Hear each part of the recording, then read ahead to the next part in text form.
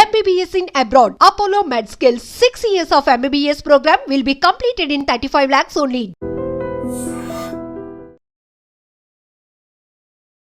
Sir operation Sindoor జరిగి ఇప్పటికి 2 months గడిచిపోయింది సార్. మనమేమో ఒక యుద్ధాన్ని గెలుచుకున్నాము, విజయాన్ని మాత్రమే చూడాలి అనుకుంటున్నప్పుడు వస్తున్నటువంటి డౌట్స్ ఉన్నాయి సార్. యాక్చువల్గా మనకి ఎంత నష్టం జరిగింది, ఎన్ని ఫైటర్ జెట్లు కూలిపోయాయి?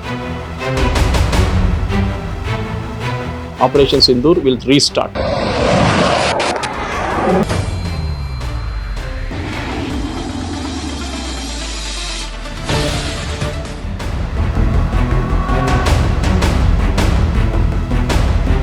రాహుల్ గాంధీ అడిగిన స్టేట్మెంట్ ఎన్ని ఎకరాట్ పోయింది అనేది ఎగ్జాక్ట్లీ చైనీస్ వాళ్ళు చేసిన క్యాంపెయిన్ అంటున్నారు.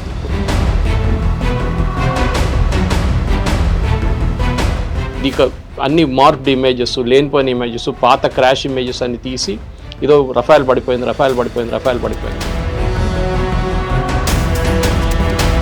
That he was asking the same information which Chinese were asking. Sir ఇప్పుడు చివరికి పాకిస్తాన్ అయినా మాకు ఎంత నష్టం జరిగింది అనేది చెప్పుకుంటోంది, భారత్ ఎందుకు చెప్పుకోవట్లేదు? ఒక పారదర్శకత అనేది ఉండాలి, ఎందుకంటే డిఫెన్స్ సిస్టమ్ మీద పెట్టేదంతా మన డబ్బే కదా, చెప్పాల్సిన అవసరం ఉంది కదా. ఒక టెర్రర్ ఆపరేషన్ జరిగింది, 4 చంపేశాం. వాళ్ళ సిగ్నల్ మాకు దొరికింది, వాళ్ళు శాటిలైట్ సిగ్నల్ యూజ్ చేశారు.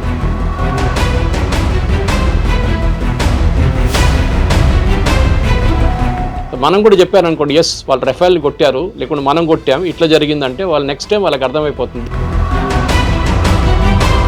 సో మిలిటరీ సీక్రెట్స్ అని ఉంటుంది. పాకిస్తాన్ ఏం చెప్తున్నారు, వాళ్ళ డ్యామేజ్ జరిగింది ఏదని చెప్తున్నారు, కానీ మన వైపు ఎక్కడ.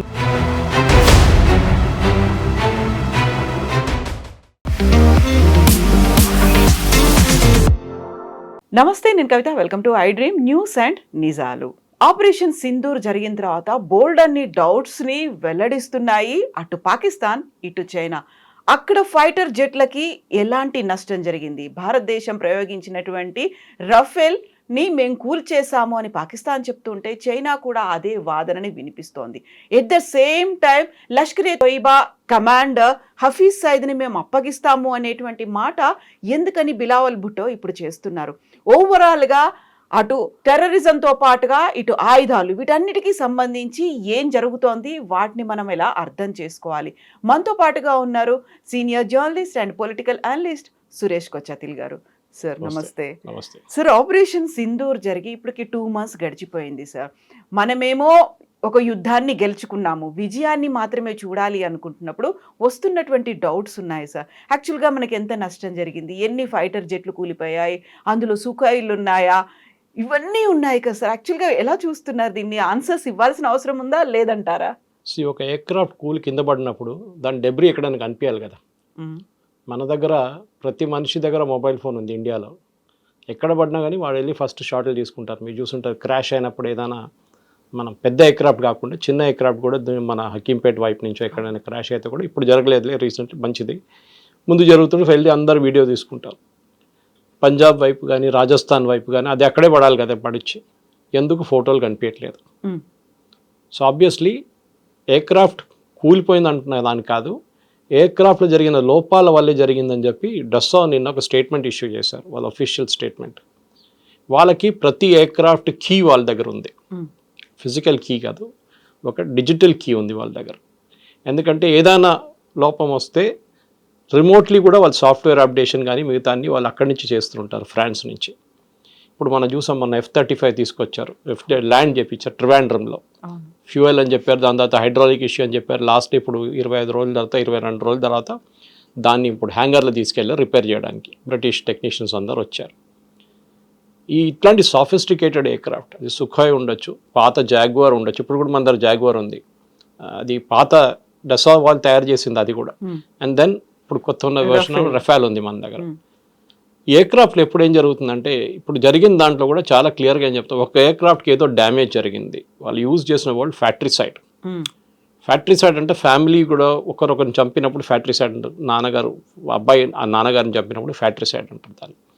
At the same time army పార్లెన్స్లో ఫ్రెండ్లీ ఫైర్ అంటారు దాన్ని. అంటే మనం గుర్తుంటుంది మీకు, కార్గిల్ వార్ టైంలో కూడా, దానికన్నా తర్వాత కూడా మనకు 2-3 ఇన్స్టెన్సెస్లో అభినందన్తో జరిగిన ఒక ఎన్కౌంటర్, ఆ టైంలో మనకు హెలికాప్టర్ ఒకటి క్రాష్ అయింది మనది. 5-6 మంది చనిపోయారు. పెద్ద హెలికాప్టర్, రష్యన్ హెలికాప్టర్. దాంట్లో ఫ్రెండ్లీ ఫైర్, అది మన తరఫు నుంచి కొట్టిన మిసైల్ వెళ్ళి కొట్టిందన్నమాట దాన్ని. ఆ పైలట్స్ ఇద్దరు ఉంటారు కదా దాంట్లో, వాళ్ళు ఆ హెలికాప్టర్ని ఆ రేంజ్లో ఆ ఏరియాలో తీసుకురాకూడదు, ఎందుకు తీసుకొచ్చారు, ఆ మిసైల్ వచ్చి మన దాని మీద కొట్టింది. ఎందుకంటే మిసైల్స్ అనేది హీట్ సీకింగ్ మిసైల్స్ ఉంటుంది. ఒకసారి ఫైర్ చేసినప్పుడు మిసైల్స్ ఏదైనా హీట్ సీకింగ్ ఇంజిన్ ఏదైనా ఉంటే దాన్ని ఎంట పడుతుంది అనమాట. సో ఆబ్వియస్లీ జరిగింది అప్పుడు. ఈసారి ఏం జరిగిందో మనకు తెలియదు. సో డస్సా ఏమంటున్నారు, 17,000 ఫీట్లో ఏదో ఒక ఇష్యూ జరిగింది, వీఆర్ ఇన్వెస్టిగేటింగ్ అంటున్నారు. రఫాల్ కూడా ఒక డసాల్ట్, అంటే ఈ కంపెనీ తయారు చేసే కంపెనీ పేరు డసా aviation.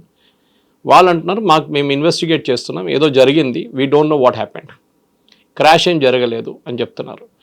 Chinese embassies world wide, ఇది మన స్టేట్మెంట్ కాదు, this is the French company statement, వీళ్ళు కావాలని చెప్పి మా మీద ఒక క్యాంపెయిన్ నడిపిస్తున్నారు చైనా. ఎందుకంటే చైనా ఇదే ఎయిర్క్రాఫ్ట్ చాలా కంట్రీస్కి అమ్మడానికి ట్రై చేస్తున్నారు.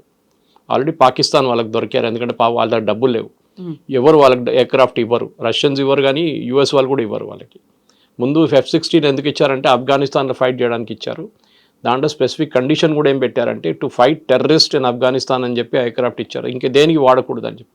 అప్పుడు కూడా మన వ్యతిరేకంగా వాడుకుంటున్నారు వాళ్ళు, కానీ వాళ్ళు చూపించేదని మేము చైనీస్ ఎయిర్క్రాఫ్ట్ వాడుకుంటున్నాం అని చూపిస్తున్నారు. ఈ కేసులో కూడా మనకి ఒక యుద్ధం జరిగితే లాస్ ఉంటుంది. Let us be very practical about it. ఈ రాహుల్ గాంధీ అడిగిన స్టేట్మెంట్ ఎన్ని ఎయిర్క్రాఫ్ట్ పోయింది అనేది ఎగ్జాక్ట్లీ చైనీస్ వాళ్ళు చేసిన క్యాంపెయిన్ అంటున్నారు. అది ఇప్పుడు మనం చెప్పట్లేదు. Again డసా aviation is saying it that Chinese embassies, Chinese world wide వాళ్ళ మార్కెటింగ్ టీమ్స్ ఏం చేశారంటే అన్ని మార్క్డ్ ఇమేజెస్, లేనిపోయిన ఇమేజెస్, పాత క్రాష్ ఇమేజెస్ అన్ని తీసి ఏదో రఫాల్ పడిపోయిందని. వీళ్ళేమంటున్నారు, పడిపోయింది అంటున్నారు కదా, చూపియండి మాకు ఒక వీడియో చూపియండి, ఇండియా వైపు నుంచి తీసిన ఒక వీడియో మాకు చూపియండి. పాకిస్తాన్ వైపు పడుతుంది అనుకోండి, పాకిస్తాన్ వైపు మీరు చూపించచ్చు కదా, మీకు ఏం లేదు, అక్కడ కూడా మీరు మాఫ్డ్ ఇమేజెస్ చూపిస్తున్నారు. ఫస్ట్ ఆఫ్ ఆల్ మన ఎయిర్క్రాఫ్ట్ బార్డర్ క్రాస్ చేయలేదు, ఇటువైపునే ఉండేది. ఏదో టెక్నికల్ ఇష్యూ జరిగింది, 17,000 ఫీట్ అని చెప్తున్నారు వాళ్ళు చాలా క్లియర్గా. ఎందుకంటే ఫైటర్ ఎయిర్క్రాఫ్ట్ దానికన్నా పైన కూడా వెళ్తుంది చాలా మటుకు హైట్లో, కానీ ఏదో జరిగింది. వెరీ స్ట్రేంజ్లీ దాంట్లో నిన్న జరిగిన ప్రెస్ నోట్లో ఒక వర్డ్ యూజ్ చేశారు, ట్రైనింగ్ ఫ్లైట్ అంటున్నారు. So I was wondering, war జరిగే టైంలో ట్రైనింగ్ ఫ్లైట్ ఏంటనేది. సో అది కూడా ఒక క్లారిఫికేషన్ రావాల్సి వస్తుంది అనమాట. సో ఎయిర్ మార్షల్ భారతి అప్పుడు ప్రెస్ కాన్ఫరెన్స్ టైంలో చాలా క్లియర్గా చెప్పారు, losses are a part of the war, జరుగుతుంది. బంగ్లాదేశ్ వార్లో మన వైపు, అప్పుడు బంగ్లాదేశ్ వైపు మనకు ఎక్కువ ఎయిర్క్రాఫ్ట్ మనం కోల్పోలేదు, కానీ పాకిస్తాన్ వైపు మనం ఆల్మోస్ట్ 70 ఎయిర్క్రాఫ్ట్లు పోయినాయి మనది. చాలా పెద్ద వార్ ఉండేది, చాలా రోజులు నడిచింది 71 వార్. సో ఆ 71 వార్లో మనకు ఎట్లా అప్పుడు కూడా నష్టాలు ఉంటాయి. ఏ యుద్ధం జరిగినా కానీ సోల్జర్స్ చనిపోతారు, ఎయిర్క్రాఫ్ట్ దెబ్బతింటుంది, నేవల్ అసెట్స్ మీద అటాక్ ఉంటుంది, అన్నీ జరుగుతుంది. కానీ మినిమైజ్ చేయడానికి ట్రై చేస్తారు ఏ ఆర్మీ అని. కానీ ఇప్పుడు యుక్రెయిన్ రష్యా వార్ చూడండి, 1,00,000 మంది ఇక్కడ చనిపోయారు, 1,00,000 మంది అక్కడ చనిపోయారు. We're not talking civilians, army. ఆలోచించండి, ఆర్మీ అంటే ఆర్మ్ ఫోర్సెస్ అని చెప్పొచ్చు వాళ్ళది, మెయిన్లీ వాళ్ళ ఆర్మీయే, ఎందుకంటే నేవల్ అసెట్స్ ఎక్కువ ఏరియాలు లేవు అన్నమాట. సో ఈ ప్రాబ్లం మన దగ్గర ఎక్కడ జరిగిందంటే రాహుల్ గాంధీ కానీ మిగతా వాళ్ళు అడిగేదే స్టేట్మెంట్ చైనా అడుగుతున్నారు. సో రఫాల్ ఏమంటున్నారంటే, డసా ఏమంటున్నారు, కావాలని చెప్పి చైనా వాళ్ళ ఏజెంట్ని కూడా ఎంప్లాయ్ చేసుకున్నారు దీంట్లో. రఫాల్ అని అడుగుతున్నారు. ఎందుకంటే రఫాల్ ఈ ఎయిర్క్రాఫ్ట్ని చాలా నేషన్స్కి అమ్మారు ఆల్రెడీ. ఈజిప్ట్, ఖతార్ వీళ్ళందరూ కొనుక్కున్నారు, కొత్త నేషన్స్కి అమ్ముతున్నారు. సో ఎక్కడైనా డౌట్ వచ్చింది అనుకోండి, ఇప్పుడు చైనీస్ ఎయిర్ డిఫెన్స్ సిస్టమ్ ఇచ్చారు, అజర్బైజాన్కి ఇచ్చారు, పాకిస్తాన్కి ఇచ్చారు, పని చేయలేదు. దాన్ని చూసాం కదా, మనం ఈజీగా కొట్టేసాం మొత్తం వాళ్ళ ఎయిర్ డిఫెన్స్ సిస్టమ్. ఇప్పుడు నెక్స్ట్ ఒక కంట్రీకి ఎలాంటి వాళ్ళు తీసుకోరు. అదే టైంలో మన బ్రహ్మోస్ ఇంత ఎఫెక్టివ్గా మనం యూజ్ చేసినప్పుడు ఏమైందంటే, ఆల్రెడీ ఫిలిపీన్స్ మన దగ్గర నుంచి 2 బ్రహ్మోస్ కొనుక్కున్నారు, 2 బ్యాటరీస్లో చాలా మటుకు మిసైల్స్ ఉంటుంది ఎక్స్ట్రా. 2 బ్యాటరీస్ కొనుక్కు ఇప్పుడు ఇంకా 2 అంటున్నారు. ఇప్పుడు చాలా మటుకు కంట్రీస్ గ్రీస్ అడుగుతున్నారంట మన వైపు నుంచి కావాలని చెప్పేసి. సో మేము అమ్మొచ్చు అది. Even though it's Russian joint venture రష్యాతోని, కానీ మనకు 51% స్టేక్ ఉంది. So we have a higher say in that అనమాట. ఈ జరిగిన దాంట్లో కూడా చాలా క్లియర్గా ఏంటంటే, ఒక యుద్ధం జరిగినప్పుడు మెచ్యూరిటీ మెయింటైన్ చేసుకోవాలి పొలిటికల్ పార్టీస్. మన వైపు నుంచి చూస్తున్న బీజేపీ వైపు నుంచి దానికోసం బీజేపీ కానీ మిగతా పార్టీస్ కూడా, ఈవెన్ శరద్ పవార్ లాంటి పార్టీ కానివ్వండి, మిగతా ఈవెన్ మమతా బెనర్జీ కూడా వాళ్ళు ఎక్కువ లొల్లి చేయలేదు. రాహుల్ గాంధీ ఒక్కరే కన్సిస్టెంట్గా సరెండర్ అని చెప్తున్నారు. సరెండర్ అంటే మీ ఆర్మీ సరెండర్ అయ్యారనమాట. మోదీ కాదు, మోదీ పేరు చెప్తున్నాడు కానీ it's obviously army whereas nobody surrendered. అందరికి తెలుసు ఎవరు డీజీఎంఓ కాల్ చేశారో, పాకిస్తాన్ డీజీఎంఓ మనకు కాల్ చేశారని చెప్పి ఎన్నోసార్లు వాళ్ళే చెప్తున్నారు. మా నూర్ఖాన్ ఎయిర్ బేస్ మొత్తం పోయిందని వాళ్ళే చెప్తున్నారు. 4 F-16 పోయింది అంటున్నారు, వాళ్ళకి అవాక్స్ పోయింది అంటున్నారు వాళ్ళు. ఇదంతా వాళ్ళు ఇచ్చిన స్టేట్మెంట్స్. బ్రహ్మోస్ కొట్టినప్పుడు మాకు 30 సెకండ్లే ఉండే రియాక్ట్ చేయడానికి అని చెప్పారు. చెప్పిన తర్వాత కూడా మన వైపు నుంచి రాహుల్ గాంధీ కన్సిస్టెంట్గా అటాక్ చేస్తున్నా అర్థం కావట్లేదు. ఇప్పుడు అర్థమైంది. ఎందుకంటే చైనీస్ వాళ్ళు ఉపయోగించిన one of the agents of China was Rahul Gandhi obviously. ఎందుకంటే చాలా క్లియర్గా తెలిసిపోయింది that he was asking the same information with Chinese were asking. Chinese వాళ్ళు అడుగుతున్న అదే ఇన్ఫర్మేషన్ రాహుల్ గాంధీ ఎక్కడ పడ్డది చెప్పండి మాకు, అప్పుడు తెలిసిపోతుంది కదా చెప్తే. కానీ చెప్పరు మన వాళ్ళు. ఏ జరిగినా కానీ ఆర్మీలో ఎయిర్ ఫోర్స్లో అన్లెస్ పబ్లిక్ ఏరియాలో వచ్చి పడింది అనుకోండి, అప్పుడు they will give a statement. కానీ పబ్లిక్ ఏరియాలో ఎక్కడ ఏం పడలేదు. ఆ ఎయిర్క్రాఫ్ట్ పాసిబిలీ తిరిగి వచ్చిందో, తిరిగి వస్తున్నప్పుడు రన్వేలో దిగిందో లేదో, ఏదో డ్యామేజ్ అయిందో ఏదో అయి ఉంటుంది. సో దానికోసం Rafale says 1 aircraft is out of service. వాళ్ళు యూజ్ చేసిన వర్డ్ అది, out of service. So if it is right of, it is right of, simple. Otherwise వాళ్ళు రీప్లేస్ చేస్తారంటే దాన్ని రీప్లేస్ చేస్తారు రేపు. ఇది మన కారు కొనేటప్పుడు ఉంటుంది, ఒక సంవత్సరం లోపల పని చేయకపోతే బాగా మొత్తం చాలా పెద్ద ప్రాబ్లం ఉంటే దాన్ని మెయింటెనెన్స్ చేయకపోతే దాన్ని రిటర్న్ చేసేస్తారు. ఇప్పుడు మనం చూసాం ట్రివాండ్రంలో వచ్చిన ఎయిర్క్రాఫ్ట్ కూడా అదే. ఫస్ట్ వాళ్ళు ఏమన్నారు, లో ఫ్యూయల్ అన్నారు. లో ఫ్యూయల్ తర్వాత చూస్తే హైడ్రాలిక్ అన్నారు. హైడ్రాలిక్ కోసం వాళ్ళ హెచ్ఎంఎస్ ప్రిన్స్ ఆఫ్ వేల్స్ నుంచి ఒక హెలికాప్టర్ క్రూని తీసుకొచ్చారు. వాళ్ళు ట్రై చేస్తారు, వాళ్ళతో కాలేదు. మళ్ళీ వాళ్ళు రిటర్న్ వెళ్ళిపోయారు. మళ్ళీ కొత్త టీం మొన్న వచ్చారు, ఒక 40 మంది వచ్చారు వాళ్ళు రిపేర్ చేయడానికి. సో ఇదేదో చిన్న ఎయిర్క్రాఫ్ట్ కాదు. ఇదే కార్ రిపేర్ చేయడమో లేకుంటే ఒక 2 వీలర్ రిపేర్ చేయడం కాదు. ఇది $100 million ఎయిర్క్రాఫ్ట్ అంటే ఆలోచించండి దాని యాక్చువల్ రేట్ ఎంత ఉంటుంది మన ఇండియన్ కరెన్సీలో. సో ఆబ్వియస్లీ దీన్ని ఒక మెచ్యూర్ వేగా డీల్ చేయాల్సి వస్తుంది. ఇజ్రాయెల్లో చూడండి, ఇజ్రాయెల్లో వాళ్ళు ఇంతమంది ఇవాళ కూడా వాళ్ళు 4 సోల్జర్స్ని కోల్పోయారు, 5 ఇవాళ యంగ్ పీపుల్, 19-20 సంవత్సరాల ఉన్న సోల్జర్స్ గాజాలో. సో వాళ్ళు అడగరు, వాళ్ళ అపోజిషన్ పార్టీస్ అడగరు ఎక్కడ పడ్డారు అది చెప్పండి, మాకు ఎక్కడ పడ్డది ఇక్కడ చెప్పండి. మిసైల్స్ వచ్చి వాళ్ళ మీద కూడా పడ్డది కదా, హైఫాలో పడ్డది, టెలవీవ్లో పడ్డది. కానీ వాళ్ళు రియాక్ట్ కాలేదు, వాళ్ళు పాజిటివ్గా రియాక్ట్ అయ్యారు. సరే పడ్డది, డ్యామేజ్ అయింది, we're taking care of it, finished, matter ends. ఇక్కడ అది కాదు, మాకు ఎన్ని ఎయిర్క్రాఫ్ట్ పోయింది చెప్పండి, ఎన్ని ఎయిర్క్రాఫ్ట్ పోయింది. స్పెసిఫిక్గా ఎయిర్క్రాఫ్ట్ ఒక్కటే అడుగుతున్నారు, పాకిస్తాన్ వైపు ఎన్ని పోయిందని అడగట్లేదు మన వాళ్ళు. రాహుల్ గాంధీ కానీ మిగతా కొన్ని ఆపోజిషన్ పార్టీ వాళ్ళు పాకిస్తాన్ది ఎన్ని ఎయిర్క్రాఫ్ట్ పోయింది మాకు చెప్పండి అని చెప్తే మేము మళ్ళీ అదొక ఇంకొక లాజిక్ ఉంటుంది దానికి, అది లేదు. Anyway as of now డసా is taking care of it. మన ఎయిర్ ఫోర్స్ అయితే మాట్లాడరు దాని గురించి. సింధూర్ కూడా అయిపోయింది, కానీ పాకిస్తాన్ వైపు నుంచి ఇంకా స్టేట్మెంట్లు వస్తూనే ఉన్నాయి. మా వైపు జరిగింది ఇది, రఫాల్ మాది బ్రహ్మోస్ కొడితే మాకు 30 సెకండ్లో ఉండే అని చెప్తున్నారు. అది కాకుండా నూర్ఖాన్ ఎయిర్ బేస్ కానివ్వండి, జకోబాబాద్ కానివ్వండి, మిగతా ఎయిర్ ఫోర్స్ బేస్ మీద జరిగిన వాళ్ళ డ్యామేజ్ కూడా నిన్ననే మొన్న 3 రోజుల క్రితం ఒక ఫార్మర్ సీనియర్ సిఐఏ ఏజెంట్ ఏం చెప్పారంటే దట్ వాళ్ళ న్యూక్లియర్ వెపన్స్కి ఒక అమెరికన్ జనరల్ దగ్గర ఉందంట, who is స్టేషన్డ్ in Islamabad. So Pakistan cannot operate, వాళ్ళ న్యూక్లియర్ బటన్ వాళ్ళు ఆపరేట్ చేయలేరు వితౌట్ అమెరికన్ పర్మిషన్ కూడా కాదు, వాళ్ళు కీ ఆపరేట్ చేస్తేనే ఇది న్యూక్లియర్ మిసైల్స్ రిలీజ్ చేయొచ్చు. అది అమెరికా అక్కడ వచ్చి కూర్చున్నారు వాళ్ళు. ఎందుకంటే వాళ్ళకి భయం ఏంటంటే ఈ తాలిబాన్ చేట్లను లేకుంటే అల్ఖైదా చేట్లను లేకుంటే ఐసిస్ చేతిలో ఢిల్లీ పడిపోతే న్యూక్లియర్ వెపన్ రేపు వాళ్ళు తీసుకొచ్చి వాషింగ్టన్ మీద వాడేస్తారు, లేకుంటే న్యూయార్క్ మీద వాడేస్తారు. అది కాకూడదని చెప్పి చేస్తున్నారు అన్నమాట.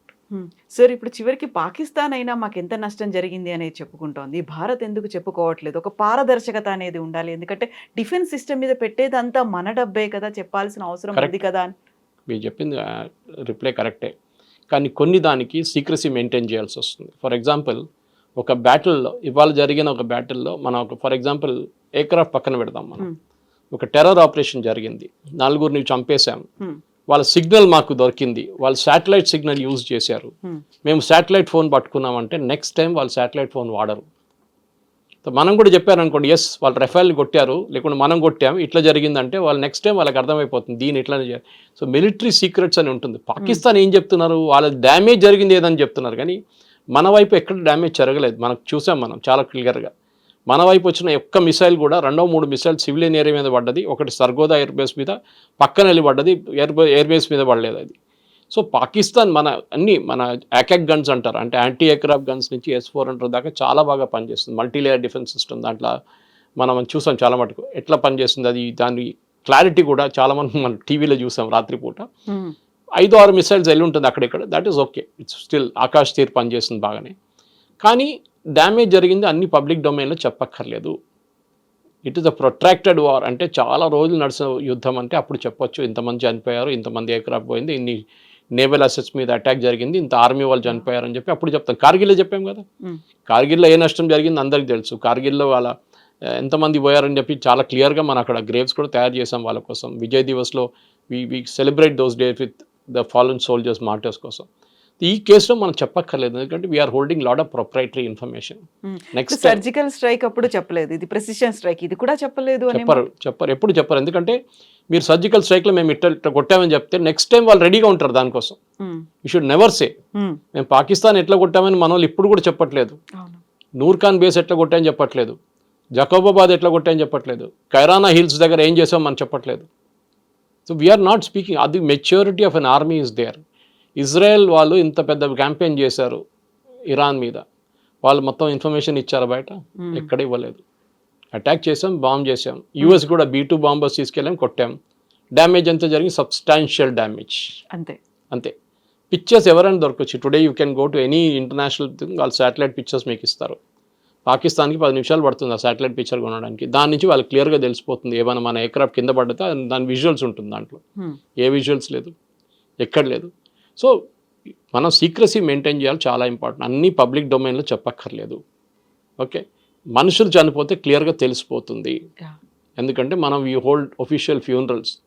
నిన్ననే పాకిస్తాన్ ఒక కార్గిల్లో చనిపోయిన ఒక సోల్జర్ని మేము బాడీ తీసుకోమని చెప్పిన వాళ్ళకి నిన్న వాళ్ళు విక్టరీ పరేడ్లో వాళ్ళు ఒక మెడల్ ఇచ్చారంట ఆయనకి, చనిపోయిన ఆయనకి. First the refuse to accept his body from India. మన వైపు నుంచి మనమే దాన్ని బరీ చేసాం అన్నమాట బాడీని. అట్లాంటి మనుషులు వాళ్ళు, మన అట్లా కాదు. మన ఫాలన్ సోల్జర్స్ని మనం ఎప్పుడు రెస్పెక్ట్ ఇస్తాం, వాళ్ళ ఫ్యామిలీకి బాడీ అక్కడ పంపిస్తాం, అన్నీ జరుగుతుంది. ఈసారి కూడా చూసాం మనం అది జరిగిందంతా. పహల్గామ్లో జరిగింది కానివ్వండి, మిగతా అన్ని ప్లేసెస్లో కూడా we take care of our soldiers very well. అది ఉంది. అసెట్స్ ఎక్కడైనా పోయిందంటే చాలా క్లియర్గా ఎయిర్ మార్షల్ భారతి వర్డ్ కూడా యూజ్ చేశారు, all our pilots are safe. ఎప్పుడైనా ఎయిర్క్రాఫ్ట్ ఫ్లయింగ్ టైంలో ఏదైనా ప్రాబ్లం వచ్చినప్పుడు సార్ట్అవుట్ చేయకపోతే దాన్ని సార్ట్అవుట్ చేయలేము అని. ఎందుకంటే పైలట్ దగ్గర మైక్రో సెకండ్స్ ఉంటుంది, 5-10 సెకండ్లో డిసైడ్ చేయాల్సి వస్తుంది ఏం చేయాలని. ఇంజిన్ పని చేయట్లేదు, ఇంజిన్ ఫ్లేమ్ అవుట్ అయిపోయింది, లేకుంటే ఏవియానిక్స్ పోయింది, ఇంకా ఎయిర్క్రాఫ్ట్ని కంట్రోల్ చేయలేము. వాళ్ళు లాస్ట్ మినిట్ దాకా ల్యాండింగ్ ట్రై చేస్తారు మళ్ళీ తీసుకొచ్చి ల్యాండ్ చేయడానికి. కానీ అది కూడా కాకపోతే ఏం చేస్తారంటే the instruction to all the pilots is eject. వాళ్ళ దగ్గర ఒక బటన్ ఉంటుంది, ప్రెస్ చేస్తే పైకి ఎయిర్క్రాఫ్ట్ నుంచి బయటికి వెళ్ళిపోతారు, పారాషూట్ ఓపెన్ అయితే ల్యాండ్ అయిపోతారు. ఎయిర్క్రాఫ్ట్ పోతుంది, ఎక్కడో వెళ్ళి పడిపోతుంది. అది ఎందుకు చేస్తున్నారంటే ఒక ఎయిర్ ఫోర్స్ పైలట్ని ట్రైన్ చేయడానికి మీరు 2.5-3 కోట్లు ఖర్చు పెడతారు. Your life is more valuable than the aircraft. Aircraft రేపు కొనొచ్చు, ఇంకొక పైలట్ని ట్రైన్ చేసి తీసుకురావాలంటే చాలా కష్టపడాలి. మన దగ్గర ట్రైన్ చేస్తారు హకీంపేటలో. ఫస్ట్ అక్కడ ఫిక్స్ వింగ్ ఉంది, దిండిగల్లో ఫిక్స్ వింగ్ ఉంది, హకీంపేటలో హెలికాప్టర్ డివిజన్ ఉంది మన దగ్గర. సో ట్రైనింగ్ కోసం చాలా ఖర్చు పెట్టిన డబ్బులు వాళ్ళ ఎక్స్పీరియన్స్ అయినప్పుడు they have to save that life అన్నమాట. దానికోసం చూడండి లాస్ట్ మినిట్ దాకా వాళ్ళు ట్రై చేస్తారు, కాకపోతే ఎజెక్ట్ చేసేస్తారు వాళ్ళు. సో ఇది కూడా అంతే case. That in a war also, war సిచ్యువేషన్లో కూడా ఎయిర్క్రాఫ్ట్ని సేవ్ చేయడానికి ట్రై చేస్తారు. ఎందుకంటే చీప్ కాదు, $50 మిలియన్ $60 మిలియన్ ఒక ఎయిర్క్రాఫ్ట్. F-35 అయితే $100 మిలియన్, మనం ఇంకా కొనలేదు అది. So that is where it is. So ఒక వార్ సిచ్యువేషన్లో చెప్పిన దానికి అసలు డెసా వాళ్ళు టేక్ చేసుకున్నారు, చాలా క్లారిఫికేషన్ ఇచ్చారు.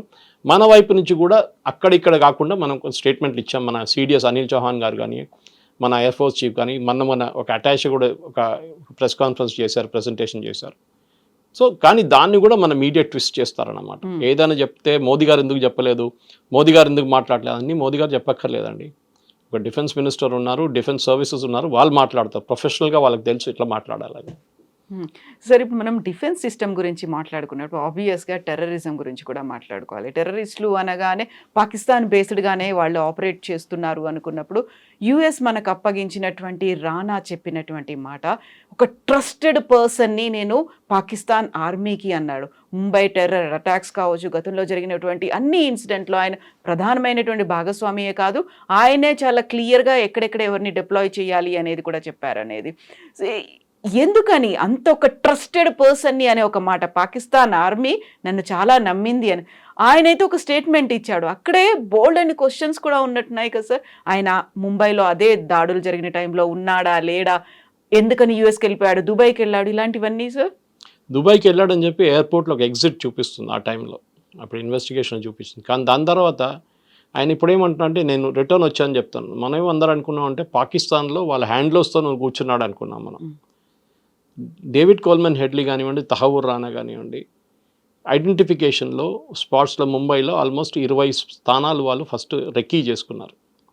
Chhatrapati Shivaji terminus, Leopold cafe Taj పక్కన ఉంటుంది, తాజ్ పక్కన ట్రైడెంట్, హబాద్ హౌస్ అంటే వీళ్ళ ఇజ్రాయలీ వాళ్ళది ఒక గెస్ట్ హౌస్ లాగా, ప్లస్ ప్రేయర్ అక్కడ చేస్తారు వాళ్ళు. అది కాకుండా మిగతా ప్లేస్లో కూడా వాళ్ళు అనలైజ్ చేసుకున్నారు ఇక్కడెక్కడ అటాక్ చేయాలని. కానీ లాస్ట్లో they నారోడ్ down to these places. Comma హాస్పిటల్కి తర్వాత వెళ్ళారు, ఇట్ వాజ్ అన్ఫార్చునేట్ థింగ్. అది ఎందుకు వెళ్ళారో ఎవరు తెలియట్లేదు క్లియర్గా. కానీ ఈ అటాక్ జరిగిన దానికి తహూర్ హుస్సేన్ రానాకి మొత్తం అన్ని ప్లేసెస్ చాలా క్లియర్గా తెలుసు. ఎందుకంటే నేను దీనికన్నా ముందు కూడా బహుశా మీ ఛానల్ మాట్లాడాను, ఇంకో ఛానల్ మాట్లాడినాను. ఆర్విఎస్ మణి గారి ఒక పుస్తకం గురించి చెప్పాను నేను, the myth of saffron terror అని చెప్పి. ఆయన అండర్ సెక్రటరీ హోమ్ ఉండే అప్పుడు 26/11 జరిగినప్పుడు. దాంట్లో చాలా క్లియర్గా ఏం చెప్పారంటే the entire attack, Pakistan coordinate చేసిన అటాక్లో భారతదేశం వైపు నుంచి కూడా చాలామంది హెల్ప్ చేశారు, మన వైపు నుంచి, ఎస్పెషలీ ముంబైలో. ఎందుకంటే మీకు ఆ రోజు సాయంత్రం వీళ్ళందరూ కోలివాడాలో దిగినప్పుడు పాకిస్తాన్ నుంచి టెర్రరిస్ట్ ఇంక్లూడింగ్ కసబ్తో ఉన్న వాళ్ళు 10-12 మంది ఉన్నారు. వాళ్ళు పెద్ద పెద్ద కిట్లు తీసుకొని దిగారు. మీరు ముంబైలో కోలివాడ నుంచి బయటకు వచ్చినప్పుడు మిమ్మల్ని అక్కడ ఉన్న ఫిషర్మెన్ వాళ్ళు అడుగుతారు మీరెవరు బాబు అని చెప్పి. ఆ రోజు ఎవరు ఏం అడగలేదు, అంటే వాళ్ళతో తోడు ఎవరో ఉన్నారు లోకల్ అసెట్. మళ్ళీ మీరు కోలివాడ నుంచి బయటకు వస్తే, if you know Mumbai very well, ఆ టైంలో ఊబర్ లేదు, ఓలా లేదు, ట్యాక్సీలు దొరకవు మీకు. ఈవినింగ్ 5-5:30 టైంలో వాళ్ళందరికీ ట్యాక్సీలు, డిఫరెంట్ లొకేషన్కి ట్యాక్సీలు రెడీగా ఉండే. ఇండియన్ కరెన్సీ అఫ్కోర్స్ తెచ్చుకుంటూ ఉంటారు వాళ్ళే. ఇదంతా ఎవరు చేయించారంటే న్యాచురల్లీ లోకల్ అసిస్టెన్స్ తీసుకున్నారు. తాజ్ మహల్ హోటల్ బయట ఒక ఛాయ్ అమ్మేటోడు ఒక మనిషి ఉండే, ఛాయ్ పానీపూరి అదంతా అమ్మేటో మనిషి ఒక బండి ఉంటుండే ఎప్పుడు. ఆ రోజు రాత్రి తర్వాత ఆ బండి కనిపించలేదు, బండి లేడు, మనిషి లేడు, ఎక్కడ పోయింది తెలియదు. ఎందుకంటే ఈ ఎంటైర్ థింగ్ ఎంక్వైరీ ఎక్కడ జరగలేదు. You will be surprised that ఇంత పెద్ద ఘటన జరిగిన తర్వాత కూడా భారతదేశం తరఫు రైట్ నుంచి ఒక ఎంక్వైరీ జరగలేదు. వీళ్ళేమో రాహుల్ గాంధీ అంటున్నారు పెహల్గామ్ ఎంక్వైరీ కావాలని చెప్పి. Intelligence failure. దీనికన్నా పెద్ద ఇంటెలిజెన్స్ ఫెయిలియర్ ఏముందండి? ఆ బోట్ పాకిస్తాన్ నుంచి దిగినప్పుడు మన కోస్ట్ గార్డ్ ట్రాక్ చేసుకున్నారు ఆ బోట్, మీకు తెలుసు బహుశా స్టోరీ అది. అండ్ వాళ్ళు ఇండియన్ కోస్ట్కి దాగానే ఇంకొక బోట్ని తీసుకొని దాని నుంచి వాళ్ళు ఇండియాకి వచ్చారు. ఇదంతా మన వాళ్ళు కోస్ట్ గార్డ్ అబ్జర్వ్ చేశారు. అప్పుడు చిదంబరం గారు పార్లమెంట్లో ఇచ్చిన రిప్లై ఉంది అది, yes we were tracking that boat అని చెప్పి. నేను చెప్పట్లేదు, చిదంబరం గారు చెప్పారు పార్లమెంట్లో, డిసెంబర్లో చెప్పారు అది. కానీ ద లాంగ్ స్టోరీ షార్ట్ ఏంటంటే బేసిక్లీ తహూర్ హుస్సేన్ రానా ఈ చెప్పిన మాటకి పాకిస్తాన్ ఇప్పుడు కూడా నిరాకరిస్తారు. వాళ్ళు చెప్పారు మాకేం కనెక్షన్ లేదని చెప్తారు, వాళ్ళు డెఫినెట్గా చెప్తారు. ఏ దొంగ చెప్తారండి నేను దొంగతనం చేశారని చెప్పాడు. ఇప్పుడు పోలీసు వాళ్ళకి అది కొడితే అప్పుడు ఆడు చెప్తాడు నేను దొంగతనం చేశానని చెప్పి. ఇది అదే సంగతి అనమాట. ఇప్పుడు ఈ కన్ఫెషన్ ఇచ్చేశారు, అయిపోయింది. దీని తర్వాత ఏంటి నెక్స్ట్? పాకిస్తాన్ని can we hold them accountable ఇన్ని సంవత్సరాల తర్వాత? చేయాలంటే అప్పుడే చేయాలండే. We should have gone to International Court of Justice. లేకుంటే మన వైపు నుంచి కూడా ఒక ట్రయల్ కండక్ట్ చేసి పాకిస్తాన్లో ఉన్న ఈ హ్యాండ్లర్స్, అఫ్కోర్స్ మన అందరికీ తెలుసు, లష్కర్ తోయిబా కానివ్వండి, జైషే మహమ్మద్ కానివ్వండి, వీళ్ళు చేపించిన వాళ్ళ మీద చర్యలు చేపియాలండే. చేయలేదు, అప్పుడున్న కాంగ్రెస్ గవర్నమెంట్ చేయలేదు.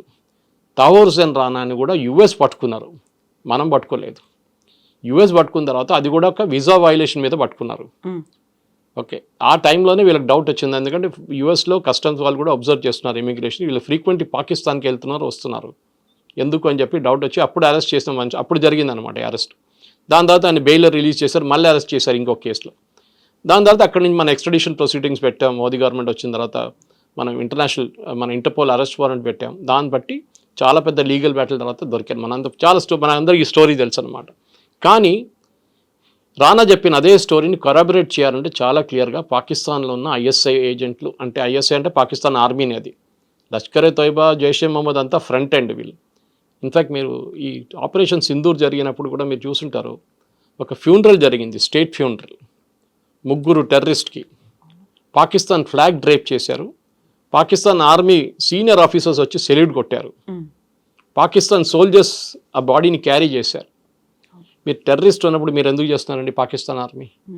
పాకిస్తాన్లో ఏం చేశారంటే ఐఎస్ఐ వాళ్ళు డెప్యుటేషన్ వెళ్తారు టెర్రరిస్ట్ గ్రూప్స్కి. సో మీ మేజర్ కానివ్వండి, కర్నల్ లెవెల్ కానివ్వండి, ఈవెన్ సోల్జర్ జవాన్ లెవెల్లో వాళ్ళని డెప్యూట్ చేస్తారు టు ట్రైన్ దెమ్. వాళ్ళు ఈ స్ట్రైక్లో చనిపోయారు. ఆ మస్జిద్ లోపల వాళ్ళు కూడా ఉన్నారు ఆ రోజు కొట్టినప్పుడు, మనం కొట్టినప్పుడు. సో న్యాచురల్లీ వాళ్ళ సోల్జర్స్ చనిపోయినప్పుడు వాళ్ళు టెర్రరిస్ట్ అని చెప్పి పక్కన పడేయలేరు కదా, they have to show that respect. So they did it. It's mean open admission అనమాట. మీరు అడిగిన ప్రశ్నకి ఐఎస్ఐ కనెక్షన్ ఉందంటే yes, here is the proof. Sponsor చేస్తున్నారు. ఇప్పుడు వాళ్ళు రిటర్న్ ఇస్తారని చెప్పి బిలావల్ భుట్టో చెప్తున్నారు. అది పాత కథ, అది ఏం జరగదు ఎప్పుడు. ఎందుకంటే ఫస్ట్ ఆఫ్ ఆల్ దావూద్ ఉన్నారంటే దావూద్ లేడు పాకిస్తాన్లో, దుబాయ్లో ఉన్నాడు. మళ్ళీ అంటాడు చనిపోయింది అంటారు, మళ్ళీ దావూద్ ఎక్కడ కనిపిస్తారు మళ్ళీ. ఇదంతా అందరికి తెలిసిన స్టోరీ. అది పాకిస్తాన్ FATF లిస్ట్ నుంచి బయటకు వచ్చారు ఇప్పుడే, గ్రే లిస్ట్ నుంచి, ఫైనాన్షియల్ టాస్క్ ఫోర్స్ నుంచి. దట్ ఈస్ టెర్రరిజం స్పాన్సర్ చేస్తున్న నేషన్గా. మనం ఆ ప్రెషర్ ఎప్పుడు పెట్టుకుంటూ రావాలి. మీరు చూస్తుంటారు పెహల్గాం తర్వాత ఇవాళ దాకా ఒక మేజర్ అటాక్ జరిగిందండి జమ్మూ కాశ్మీర్లో. ఎందుకు మనం అడగాల్సింది. బికాస్ ఇండియా ఏం వార్నింగ్ ఇచ్చారంటే నెక్స్ట్ టైం ఒక అటాక్ జరిగితే మా సెక్యూరిటీ ఫోర్సెస్ మీదో లేకుండా మా సివిలియన్స్ మీద నడుస్తుంది, మేము పాజ్ బటన్ ప్రెస్ చేసి మళ్ళీ ప్లే చేసేస్తాం ఇంకోసారి. Operation Sindoor will restart. We have not cease fire పెట్టగానే ఆపరేషన్ సింధూర్ ఆపలేదు. We will start the war again. పాకిస్తాన్కి అదొక భయం ఉంది ఇప్పుడు. దట్ ఇదైనా ఇక్కడ వెళ్ళి ఇవ్వడానికి కొడితే మా మీద వస్తుంది కదరా బాబు అని చెప్పి వాళ్ళు ఇప్పుడు వీళ్ళ మీద కంట్రోల్ ట్రై చేస్తున్నారు. దానికోసం Bilawal Bhutto statement that we will hand over him అని చెప్పి. ఎవరిని పాసిఫై చేయడానికి అంటారు, ఎవరిని సాటిస్ఫై చేయడానికి? They know better and we know better అది కాదు అనే మాట. అందులో హఫీజ్ సయీద్ కొడుకు కూడా అంటున్నాడు ఆయన ఎవరు మా నాన్నని ఇవ్వడానికి అనే మాట. ఇంతకీ హఫీజ్ సయీద్ ఎక్కడున్నాడు? జైల్లో ఉన్నాడా, ఫ్రీగా తిరుగుతున్నాడా అనేది. ఇది ఏంటంటే పాకిస్తాన్ ఆర్మీ, పాకిస్తాన్లో రెండే నడుస్తుందండి, అల్లా and army, religion and army. Civilian అడ్మినిస్ట్రేషన్కి అక్కడ ఏఎస్ఏ లేదు. సో బిలావల్ భుట్టో కాదు, షహబాజ్ షరీఫ్ చెప్పినా కానీ టెర్రరిస్ట్ వారిని ఓవర్ రూల్ చేస్తారు వాళ్ళు. మీరు చూసుంటారు మొన్న కూడా ట్రంప్ లంచ్కి పిలిపించింది షహబాజ్ షరీఫ్ని కాదు, వాషింగ్టన్లో వైట్ హౌస్లో అసీం మునీర్ని పిలిపించారు. They know it.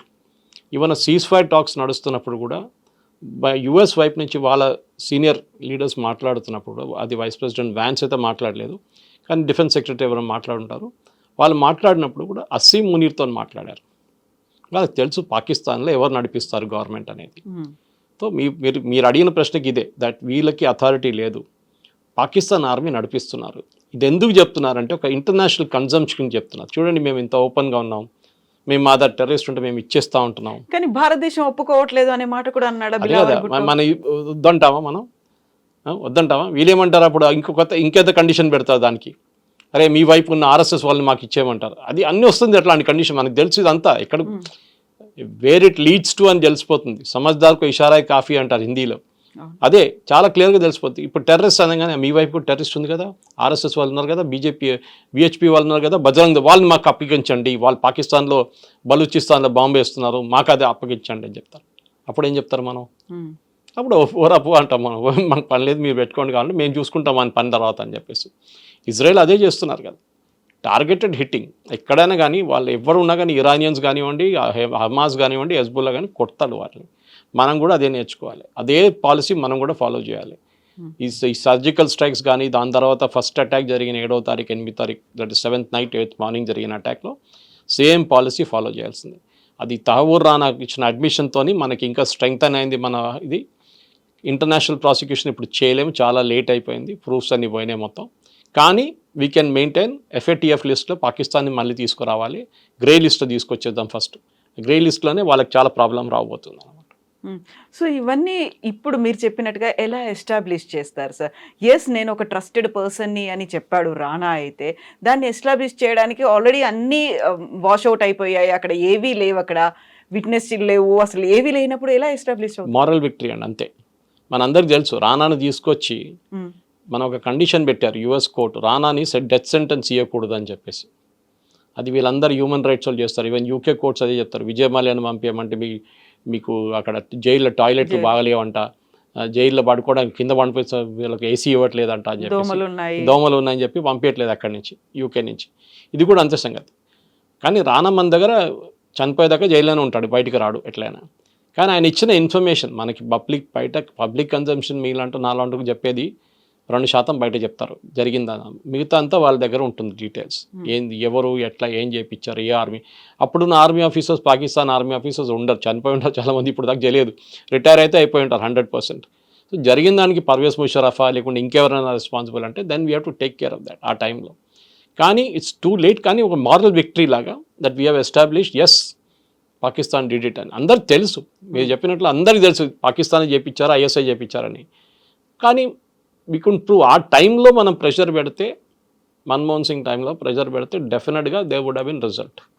కానీ మన్మోహన్ సింగ్ గారు ఆ టైంలో అగ్రీ చేయలేదు. ఈవెన్ బాంబింగ్ కోసం అప్పుడున్న ఎయిర్ ఫోర్స్ చీఫ్ చెప్పారు, గుర్తుంటుంది, రీసెంట్లీ కూడా ఆయన చెప్పారు, we are ready with a plan to bomb Pakistan, మనం చేసినట్లే ఈసారి చేసినట్లనే. కానీ మన్మోహన్ సింగ్ గారు వద్దని చెప్పారు, ఇట్లా అగ్రవేట్ ద సిచ్యువేషన్, ఇంకా సిచ్యువేషన్ ఇంకా స్పాయిల్ అయిపోతుంది, వద్దని చెప్పేసి ఆపేశారు. ఆలోచించాను. సో ఇప్పుడు మసూద్ అజర్ ఎక్కడున్నారు, సఫీద్ ఎక్కడున్నారు అనేది, హఫీజ్ సయీద్ ఎక్కడున్నారు? అందరు పాకిస్తాన్లోనే ఉన్నారు. వాళ్ళ ఫ్యామిలీ మొత్తం చనిపోయారు కదా ఆఫీస్, అంటే వాళ్ళ ఫ్యామిలీని ఇడిచేసి ఎక్కడనే వెళ్తారా? వాళ్ళు పాకిస్తాన్ ఆర్మీ ప్రొటెక్షన్లో ఉంటారు ఇప్పుడు, ఎస్పెషలీ ఐఎస్ఐ ప్రొటెక్షన్లో, ఆర్మీ కూడా కాదు, ఐఎస్ఐ ప్రొటెక్షన్లో ఉంటారు వాళ్ళు. వాళ్ళని సెక్యూర్ ప్లేస్లో పెట్టుకుంటారు వాళ్ళు పాకిస్తాన్లో, ఆబ్వియస్లీ. ఎందుకంటే ఒకటి వాళ్ళు బయట కనిపించకూడదు, కనిపిస్తే దెన్ ఇట్స్ అడ్మిషన్ దట్ వీళ్ళు ఇక్కడే ఉన్నారని చెప్పేసి. సో వాళ్ళ సన్ ఇన్లా కానివ్వండి, వాళ్ళు పంపించి వాళ్ళ మీటింగ్లన్నీ అడ్రస్ చేస్తున్నారు. ఇప్పుడు వాళ్ళ కొడుకు చెప్పారు కదా, మా నాన్న పంపించి వీరెవరు రా నాయన అని చెప్పేసి, అది సేమ్ కండిషన్. సో ఆబ్వియస్లీ కొడుకు అక్కడ ఉంటే నాన్న కూడా అక్కడ ఉన్నాడు ఇక్కడ పక్కన అని చెప్పేసి. కానీ బయట వెళ్ళొద్దు ఇప్పుడు ఈ సిచ్యువేషన్లో. బయట వెళ్తే మళ్ళీ ఒకటైతే మిమ్మల్ని ఇండియాలో ఏదైనా డ్రోన్ పెట్టి చంపేస్తారు, లేకుంటే ఇది జరుగుతుంది, దట్ పబ్లిక్కి చెప్తారు. ఇంటర్నేషనల్ చూడండి అక్కడే ఉన్నాడు, ఇది terrorist and designated terrorist. It is not India designated terrorist, UN designated terrorist. అది చాలా పెద్ద డిఫరెన్స్ అన్నమాట. సో బయట కనిపిస్తే Pakistan is obligated to arrest him. కానీ ఎప్పుడు చెప్తారు లోకంలో ఒక సేయింగ్ ఉంది ఇంగ్లీష్లో, one man's terrorist and other man's freedom fighter అని. వీళ్ళేమని చెప్తే మొన్న కూడా అసీం మునీర్ ఏం చెప్తారు, పాకిస్తాన్ కశ్మీర్లో ఉన్న ఫ్రీడమ్ ఫైటర్స్ని సపోర్ట్ చేస్తారు, అంటే టెర్రరిస్ట్ని సపోర్ట్ చేస్తారు ఇండైరెక్ట్గా. This is a common language. మనం ఒక మాట మనం మర్చిపోకూడదండి, ఇది లైఫ్ లాంగ్ జరుగుతూనే ఉంటుంది మనకి. ఈ ప్రాబ్లం ఎక్కడ పోదు. ఇంటెన్సిటీ తగ్గింది, ముందుకన్నా చూడండి మీరు, ఇంటెన్సిటీ లేదు, అంత ఇంటెన్సిటీ లేదు. 90s ఎర్లీ 2000 ఆ ప్రాబ్లం ఇప్పుడు లేదు. కానీ టెర్రరిస్ట్ అటాక్ ఉంటుంది. మనం కూడా ఇజ్రాయెల్ లాగా దీంతో బతకాల్సింది మనం నేర్చుకోవాల్సి వస్తుంది. కానీ ఒకటి, మన మీద దాడి జరిగితే 10 సార్లు ఇంట్రెస్ట్తో సహా కొట్టాలి వాళ్ళు. సో ఇప్పుడు ఇజ్రాయిల్ అంటే లేటెస్ట్ టెక్నాలజీని డెవలప్ చేసుకుంది, అక్కడ ఐరన్ డోమ్ని డెవలప్ చేసుకుంది, వాళ్ళకి కావాల్సినటువంటి అన్ని లేటెస్ట్ టెక్నాలజీ, డిఫెన్స్ సిస్టమ్ అంతా ఉంది. అలాంటి టెక్నాలజీ, అలాంటి డిఫెన్స్ సిస్టమ్ మన దగ్గర ఇండిజినియస్ టెక్నాలజీ అండ్ బయట నుంచి కూడా పెట్టుకోవాలి అంటే we have to give more budget కదా, చాలా ఎక్కువ 50,000 crores ఇచ్చారండి. దిస్ మిడ్ బడ్జెట్లో 50,000 crores అట్లీస్ట్ జూలైలో ఇచ్చారు. మనకున్న అడ్వాన్స్ డిఫెన్స్ సిస్టమ్ పనిచేస్తుంది, చాలా బాగా పనిచేస్తుంది, మనం చూసాం. కానీ we should not rest on hour laurels అంటారు ఇంగ్లీష్లో.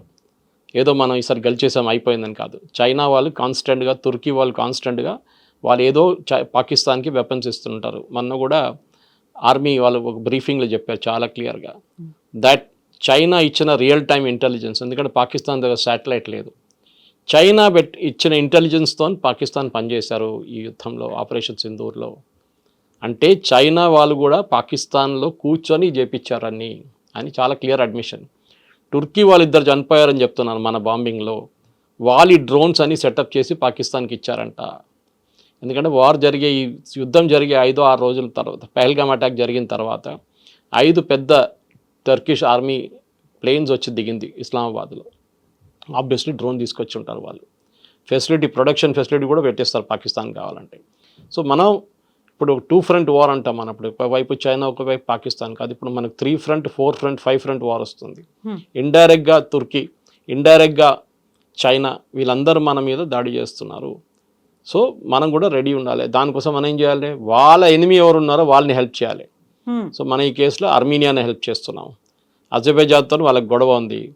నకోర్నా ఖరాబాగ్ ఏరియాలో ఒక పెద్ద, మన లాగానే పాకిస్తాన్ ఆర్మీ ఇండియా కొట్టుకుంటున్నట్టు కశ్మీర్ ఏరియాలో వాళ్ళ దగ్గర ఒక నకోర్నా ఖరాబాగ్ అనే ఏరియా ఉంది. Armenia is a Christian country and Azerbaijan is Islamic country. So మనం అర్మీనియాని హెల్ప్ చేస్తున్నాం, ఇప్పుడు కాదు ముందు నుంచి చేస్తున్నాం. బహుశా మనకు ఒక ఎయిర్ ఫోర్స్ బేస్ కూడా ఉంది అక్కడ, ఎవరు చెప్పట్లేదు, మాట్లాడలేదు దాని గురించి. లాంగ్ బ్యాక్ న్యూస్ ఉండే ఒక టైంలో that we have an air force base in Armenia అని చెప్పి. అది కాకుండా ఇప్పుడు మోదీ గారు మన గ్రీస్కి వెళ్ళారు. We offered our entire defence cooperation. గ్రీస్కి తుర్కీకి పడదు, తుర్కీ వాళ్ళ పెద్ద ఏరియా ఆక్యుపై చేసుకున్నారు గ్రీస్ వాళ్ళది. వాళ్ళకి ఇప్పుడు దాకా డిఫెన్స్ ప్యాక్ట్ కింద వాళ్ళకి ఏం దొరకట్లేదు, నేటో అని చెప్పుకుంటారు వాళ్ళందరూ, కానీ యాక్చువల్ హెల్ప్ ఏం రావట్లేదు. Whereas Turkey is a NATO member. So obviously మనం కూడా గ్రీస్ని వెళ్ళి హెల్ప్ చేయాల్సింది. అండ్ నిన్న కూడా పేపర్లో ఒక రిపోర్ట్ వచ్చింది that India is offered to give unspecified number of missiles, అంటే పేరు లేదు, మిసైల్స్ ఇవ్వబోతున్నాం. భయం ఉంటే చాలు టర్కీకి, దట్ ఇండియా మిసైల్స్ అక్కడ వచ్చి కూర్చున్నది, వాళ్ళు బ్రహ్మోస్ పంపించారో, ఆకాష్ తీర్ పంపించారో, అగ్ని పంపించారో మనకు తెలియదు, కానీ అక్కడ ఉందని చెప్తే దే గెట్ అ మెసేజ్, మీరు పాకిస్తాన్ హెల్ప్ చేస్తే మేము ఇక్కడి నుంచి మిమ్మల్ని కొడతామని చెప్పేసి. సో మనకి ఇక్కడ శత్రు దేశాలు అలా మెల్లిమెల్లిగా పెరిగిపోతున్నాయి, +1 అన్నట్టుగా యాడ్ ఆన్ అయిపోతున్నప్పుడు మన ప్రధానమంత్రి ఏంటి ఒక చిన్న చిన్న దేశాలకు వెళ్తున్నాడు, ఘనా వెళ్ళారు, ఇటు ట్రినిడాడ్ టొబాగోకి వెళ్ళారు, ఒకేసారి 5 దేశాలు కంటిన్యూ చేసుకొని వచ్చేసారు. అంత అవసరమా అని వచ్చేటువంటి మాటలకు ఏం చెప్తారు మీరు? ఒక్కొక్క దేశంలో మీరు అనలైజ్ చేస్తే గానా కానివ్వండి, ఇప్పుడు లోకంలో అన్నిటికంటే ఎక్కువ ఏ దేశమైనా కానీ ఈవెన్ ట్రంప్ రేర్ ఎర్త్స్ గురించి చూస్తున్నారు.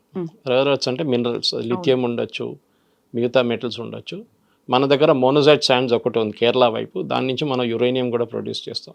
ఇప్పుడు అన్నిటికంటే పెద్ద ప్రాబ్లం ఏమొస్తుందంటే నెక్స్ట్ 6 నెలలకి మ్యాగ్నెట్స్ లేవు మన దగ్గర. మ్యాగ్నెట్స్ అనేది ఎలక్ట్రానిక్ ఐటమ్స్లో మన కెమెరాలు ఉండొచ్చు, మన సిస్టమ్స్ ఉండొచ్చు, వెహికల్స్ ఉండొచ్చు, దీంట్లో చిన్న చిన్న మ్యాగ్నెట్స్ యూస్ చేస్తారు. ఇది మొత్తం కంట్రోల్ చైనా చేతిలో ఉండే ఇప్పుడు దాకా. మనం ఇన్వెస్ట్ చేయలేదు దాని మీద, మనం దాన్ని పట్టించుకోలేదు అసలు. చైనా పంపిస్తున్నాడు కదా అక్కడ తీసుకుందాం, మన ఎందుకు పెట్టాలి ఫ్యాక్టరీ అని చెప్పి ఇప్పుడు చైనా వాళ్ళు బంద్ చేసేసారు. మీరు చూడండి నెక్స్ట్ 6 months మీకు కార్లు దొరకవు, వెయిటింగ్ లిస్ట్ పెరుగుతుంది. కోవిడ్ టైంలో మనకు చిప్స్ ఇవ్వటం రాలేదనుకోండి, కొరియా నుంచి చిప్స్ రాలేదు ఆ టైంలో, మనకు ప్రాబ్లం వచ్చింది. సో మోదీ గారు ఈ దేశాలకు వెళ్ళి వాళ్ళతో టైఅప్ చేసుకుంటున్నారు. వాళ్ళ దగ్గర ఈ న్యాచురల్ రిసోర్సెస్ ఉంది, కానీ వాళ్ళు తవ్వి తీయడానికి వాళ్ళ దగ్గర డబ్బులు లేవు. సో వీఆర్ ఆఫరింగ్ మనీ, అదంతా బయటికి రాదు, అదంతా అగ్రిమెంట్లో వాళ్ళు సైన్ చేసుకున్నారు, విచ్ ఇస్ నాట్ డిస్క్లోజ్డ్. ఎక్కడైనా గానా కానివ్వండి, జాంబియా కానివ్వండి, బ్రెజిల్ కానివ్వండి, అర్జెంటీనా, ఎవ్రీ ప్లేస్ మోదీ గారు వెళ్ళిన ప్లేస్లో న్యాచురల్ రిసోర్సెస్ చాలా ఉన్నాయి. వాళ్ళకి డబ్బులు కావాలి, వీ విల్ గివ్ 50 million లేకుండా 100 million ఇచ్చి ఒక జాయింట్ వెంచర్ కంపెనీ పెట్టి మనం అక్కడి నుంచి we will dig it out. దానికోసం వెళ్తున్నాం. మనం అనుకుంటే చిన్న చిన్న ట్రినిడాడ్ అండ్ టొబాగో ఎందుకు, చాలా క్రూషియల్ రిసోర్సెస్ ఉన్నాయి ఈ ప్లేసెస్లో అన్నింటిలో. So we have to ensure మనం దీన్ని డెఫినెట్గా గయానా లాంటి దానికి అని చెప్పాము, గుర్తుంటుందా మీకు? అండమాన్స్ దగ్గర గయానా లాగా ఆయిల్ ఫీల్డ్స్ అని చెప్పాము. అవును. So why did you go to Guyana, why did you go to Trinidad and Tobago? ఒక పెద్ద ఇండియన్ కమ్యూనిటీ ఉందనుకోండి, అది వాళ్ళ ప్రైమ్ మినిస్టర్ కూడా ఒక ఇండియనే, అంటే ఎక్స్పాట్రీ, అంటే నెక్స్ట్ జనరేషన్ ఇండియన్ అన్నమాట, 3rd generation. కానీ ఇప్పుడున్న ప్రధానమంత్రి కానీ ప్రెసిడెంట్ కానీ, నాట్ జస్ట్ మోదీ గారు, ఎవరైనా కానీ ఇంటర్నేషనల్ విజిట్స్కి వెళ్తున్నప్పుడు వాళ్ళ కంట్రీ దగ్గర ఉన్న ప్రోడక్ట్స్ని అమ్మడానికి ట్రై చేస్తారు. ఒకటి అక్కడి నుంచి ఏం తెప్పించుకోవాలని అది చూస్తారన్నమాట. ఇప్పుడున్న పరిస్థితుల్లో మన దగ్గర ఎక్కువ న్యాచురల్ డిపాజిట్స్ ఉన్నది ఒకటి మన వైపు, కాశ్మీర్ వైపు, లదాఖ్లో ఉంది ఒకటి, అది ఇంకా ప్రాస్పెక్ట్ చేయలేదు, ఆ టైం పడుతుంది దానికి. రెడీమేడ్గా ఉన్నది ఈ కంట్రీస్ దగ్గర ఉంది, కానీ వాళ్ళ దగ్గర టెక్నాలజీ లేదు ఒకటి, నెక్స్ట్ వాళ్ళ దగ్గర ఈ తవ్వి బయటికి తీయడానికి ఉన్న డబ్బులు లేవు వాళ్ళ దగ్గర, మైనింగ్ అండ్ మినరల్ కోసం నాకు చేయాలి. మీరు యుఎస్ కూడా చూసుంటారు, యుఎస్ యుక్రెయిన్తో ఏం డీల్ చేసుకున్నారు, అదే కదా. ఇప్పుడు రష్యా ఇండియాకి ఆఫర్ చేస్తున్నారు, ఇప్పుడు రష్యా ఆఫర్ చేస్తున్నారంట ఇండియాకి, మీరు తీసుకోండి మా దగ్గర రేర్ ఎర్త్స్ ఉంది మీరు తీసుకెళ్ళండి అని చెప్పేసి. Rare earths will be the next biggest battle, ఎందుకంటే మీకు నెక్స్ట్ ఎలక్ట్రిక్ వెహికల్స్ కానివ్వండి, మిగతా అన్ని టెక్నాలజీస్లో నెక్స్ట్ జనరేషన్. ఇప్పుడు మన ఎట్లా దీనికన్నా ముందు యురేనియం కొట్టుకున్నాము, ఇప్పుడు దాని బదులు uranium is already available in plenty ఇప్పుడు మీకు చాలా కంట్రీస్లోనే. నెక్స్ట్ రేర్ ఎర్త్స్ కావాలంటే నేను చెప్పిన ఈ మ్యాగ్నెట్స్ కానీ మిగతా అన్ని ఐటమ్స్కి we will have to start ఇండియాలో. ఇప్పుడు ఆల్రెడీ నిన్న అనౌన్స్ చేశారు ఒక స్కీము పిఎల్ఐ కింద, that India will start making magnets ఇక్కడే అని చెప్పేసి. అది కాకుండా కోలార్ గోల్డ్ ఫీల్డ్స్లో కూడా మోదీ గారు నిన్న క్యాబినెట్ పర్మిషన్ ఇచ్చారంట, దట్ అక్కడ కూడా తవ్వి న్యాచురల్ మినరల్స్ ఉంది తీయమని చెప్పారంట. అక్కడ ఇన్ని జరుగుతున్నాయి సార్, అటు విదేశాలకు వెళ్తున్నారు, అక్కడ వాళ్ళతో ఒప్పందాలు అవుతున్నాయి, ఇక్కడ స్వదేశంలో జరుగుతోంది. ఇన్ని అయినప్పటికీ కూడా మోదీ ఎప్పుడూ మాట్లాడరు, ఏం జరుగుతుందో బయటికి వివరాలు చెప్పరు. ప్రతిపక్షాలు ఇంత అడిగినప్పటికి కూడా ఓపెన్ అవ్వరు. వాళ్ళకి ఏం చెప్తారు? ఇలాంటి విమర్శలు బోల్డ్ అని ఉన్నాయి. ఏం చెప్పక్కర్లేదండి, అన్నీ చెప్పక్కర్లేదు, సైలెంట్గా పనిచేయండి. Your work will speak for it self అంటారు ఇంగ్లీష్లో. మీరు ఏం చెప్తున్నారో అది ఆ పని నడుస్తుంది అనమాట. మోదీ గారు ఏదో ఒక రోజు రిటైర్ అయిన తర్వాత ఒక పుస్తకం రాస్తారు, అప్పుడు దీంట్లో అన్నీ వస్తుంది అనమాట. ఒకటి మనం గుర్తుపెట్టుకోవాలి, మోదీ గారు ప్రధానమంత్రిగా స్వేరింగ్ ఇన్ చేసినప్పుడు, అది ఏ ముఖ్యమంత్రి చేసినా కానీ మంత్రి చేసినా కానీ ఒక వర్డ్ యూజ్ చేస్తారు, that I will not convey this information to any person or persons under మీ. అది ఇది నేను చేస్తున్నది అన్నీ నేను బయట చెప్పక్కర్లేదు. ఒక ప్రెస్ కాన్ఫరెన్స్ ఉంటుంది, గానాలో ప్రెస్ కాన్ఫరెన్స్ ఉండే, మిగతా ప్లేస్లో ప్రెస్ కాన్ఫరెన్స్ ఉండే, అన్నీ ఉండే కదా. ప్రెస్ కాన్ఫరెన్స్కి ఏం ప్రాబ్లం లేకుండా అక్కడ మోదీ గారు ఎప్పుడు ప్రెస్ కాన్ఫరెన్స్ అడ్రస్ చేయాలంటే భారతదేశంలో చేయరు, కానీ బయట వెళ్ళి చేస్తారు. ఆ రోజు కూడా అడ్రస్ గానాలో అడ్రస్ చేశారు, ట్రినిడాడ్ అండ్ టొబాగోలో ఇండియన్ కమ్యూనిటీని అడ్రస్ చేశారు, వాళ్ళకి అన్ని ప్లేసెస్ చేస్తున్నారు. ఒప్పందం ఏం పెట్టాం, 10 ఒప్పందాలు చేశారు. జయశంకర్ గారు 5, గడ్కరీ గారు 2, పీయూష్ గోయల్ గారు 3, నిర్మలా సీతారామన్ గారు 2, ఇట్లా అందరూ సైన్ చేసుకుంటారు అగ్రిమెంట్లు. సో అగ్రిమెంట్స్ ఆర్ సైన్, కానీ కొన్ని అగ్రిమెంట్స్ పేపర్లో బయట కనిపించదు, ఎందుకంటే ట్రంప్ పక్కన కూర్చున్నారు, చూస్తున్నారు మీరు ఏం తీసుకుంటున్నారు, ఎక్కడ గురించి ఏం గుంజుకుంటున్నారు. ఇప్పుడు చూస్తున్నాం కదా, మన ఇండియా కూడా రష్యా నుంచి ఆయిల్ కొనకూడదు అంటున్నారు. మనం ఎప్పుడు 40% మన ఆయిల్ రష్యా దగ్గర నుంచి వస్తుంది మనకి. ముందు మనం వెస్ట్ ఏషియా నుంచి తీసుకుంటుండే, సౌదీ అరేబియా కానీ ఇరాన్ కానీ, అక్కడి నుంచి మనం ఆయిల్ తీసుకుంటే ఇరాక్ నుంచి, కువైత్ నుంచి. ఇప్పుడు అది కాకుండా we are now buying oil from Russia 40%. ఎందుకంటే మనకి $60 పర్ బ్యారెల్కి ఇస్తున్నారు, ఒకసారి 50కి ఇస్తున్నారు పర్ బ్యారెల్ రష్యా. ఇంకా రష్యా మీద అంత కంప్లీట్ బ్యాన్ పెట్టేశారు యూఎస్. కానీ మనం కొంటున్నాం. ట్రంప్ ఏమో నేను మొత్తం బ్లాక్ లిస్ట్ చేస్తే చేసుకోని చెప్పారు మోదీ గారు. ఏం కావాలో చేసుకొని చెప్పారు, కానీ చేయరు, భయం ఉంది. ఇప్పుడు కూడా ఇష్యూ చేసిన లిస్టు మీరు చూసుంటారు, నిన్న ఒక పెద్ద లిస్టు ఇష్యూ చేశారు ట్రంప్. 17 దేశాలు 16 దేశాలు ఉన్నాయి దాంట్లో. దట్ మీన్ టారిఫ్ 40 నుంచి 30 థాయిలాండ్ ఉంది దాంట్లో, జపాన్ ఉంది దాంట్లో, కొరియా ఉంది దాంట్లో. పెద్ద పెద్ద దేశాలు, at least Japan and Korea are big names అనమాట. కానీ భారతదేశం పేరు లేదే దాంట్లో. ఎవరు అడగట్లేదు ఎందుకు ఆపోజిషన్ వాళ్ళు. రాహుల్ గాంధీ ఏమంటారు, మోదీ గారు ఏదో సీక్రెట్ అగ్రిమెంట్ చేసుకున్నారు యూఎస్తోనని. ఇంటర్నేషనల్ టారిఫ్, ఇంటర్నేషనల్ ట్రేడ్లో మనం బయట ఎక్కువ మాట్లాడకూడదు. మనం ఏం చేయాలంటే చుప్చాప్ చేయించుకొని మన అడ్వాంటేజ్ తీసుకొచ్చి మనం రిటర్న్ వచ్చేసేయాలి అంతే. మనది ఒక్కటే స్టిక్కింగ్ పాయింట్ ఏంటంటే మన బియ్యం అక్కడ అమ్మడానికి మన ఎస్పెషలీ మన అగ్రికల్చర్ ప్రొడ్యూస్ పెద్ద ప్రాబ్లం ఉంది. యూఎస్ సబ్సిడీ ఇస్తారు వాళ్ళ ఫార్మర్స్కి, మనం సబ్సిడీ ఇస్తాం మన ఫార్మర్స్కి. ఇది రెండు మ్యాచ్ కావట్లేదని చెప్పి యూఎస్ గొడవ చేస్తున్నారు. So we will to find a way out. మనం యూఎస్ నుంచి బియ్యం కొనక్కర్లేదు, వాళ్ళు ఇచ్చిన బియ్యం కూడా ఎవరు కొన్నారు ఇక్కడ.